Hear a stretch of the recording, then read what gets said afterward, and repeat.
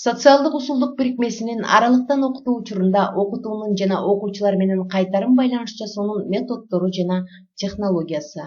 Азыркы жагдайга байланыштуу окуучуларды аралыктан окутууда төмөнкү платформалар жана программалар колдонулууда. Classroom, Zoom, Fricam, Bandicam, Google Формы, WhatsApp, Telegram, InShot, KineMaster, Canva. Мына ушулардын арасынан кеңири колдонууга ээ болгон Zoom программасына токтоло кетсек. Zoom жөнөкөйлөтүлгөн видеоконференция жана каалаган түзмөктө кабарлашуу үчүн ылайыкташтырылган программа.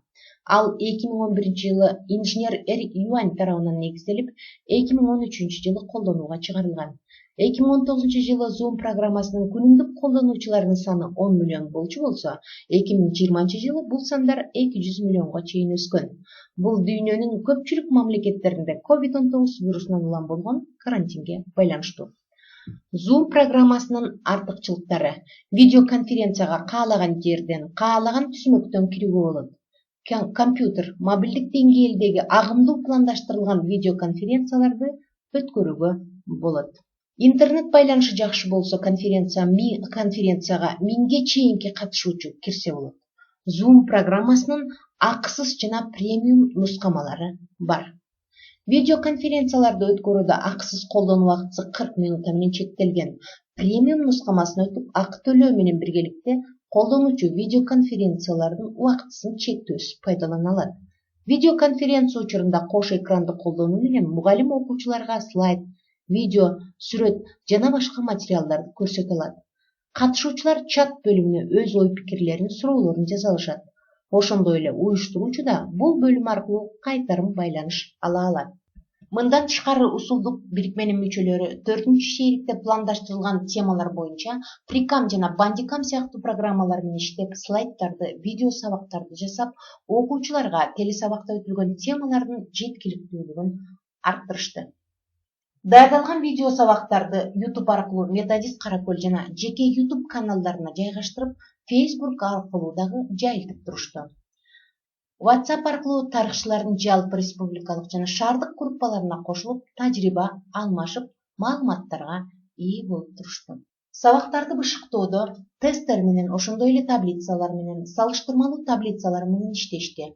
Окуу куралында берилген материалдардын жеткиликтүүлүгүн арттыруу үчүн текст менен иштеп, текстке суроолорду коюу аркылуу анын түшүнүктүүлүгүн жана жеткиликтүүлүгүн арттырышты. Үй тапшырмасын аткарууда телесабакта берилген тапшырмалардын аткарылышын жетекчилик алып жана интернет мүмкүнчүлүктөрүн пайдалануу аркылуу кошумча тапшырмаларды берип турушту. Ошондой эле онлайн экскурсияларын жүргүзүштү. Тарых сабагына өзгөчө мүнөздүү болгон картаны дагы ушул интернет мүмкүнчүлүктөрүн пайдалануу аркылуу ишке ашырышты. Окуучулар WhatsApp жана Telegram аркылуу аткарган иштерин жөнөтүп турушту. Мына бул жерде биздин окуучубуз кайтарым байланышты. Хуни империясы экиге бөлүнүп алчыраган мезгилде кыргыздар көз карандысыз эркин мамлекетке жетишкен. Алар ээлеген аймак Чыгыш Чеченди. Усулдук бирикменин мүчөлөрү 4-чейректе пландаштырылган тарбиялык сааттардын жүрүшүн дагы өзгөртүүгө учраткан жок. Жалпы мектептик иш-чараларга катышуу менен бирге республикалык деңгээлде жүргүзүлгөн акцияларга дагы катышып турушту. Мына бул жерде биздин окуучулардын бири ошондой акциялардын бирине катышып жатат. Каракөл шаарынын Токтогул атындагы номер 1-мектеп гимназиясынын 6-Б классынын окуучусу Садыржанов Баатыр. Мен боорукер мамалык эстафетасын кабыл алдым. Мен оюнчуктарымды көп балалуу үй-бүлөгө жеткирип бердим. А сен дагы кандай иштерди жасадың? Мага айтып бер жана бул эстафетаны кабыл ал. Усулдук бирикменин мүчөлөрүнө түзүлгөн дагы бир мүмкүнчүлүктөрдүн бири бул шаардык вебинардын уюшулушу. Бул вебинар тарых сабагына байланыштуу болгондуктан андан дагы биз эң сонун методикалык таянычтарга ээ болдук. Аралыктан окутуу учурунда мугалимдер үчүн кандай мүмкүнчүлүктөр түзүлдү?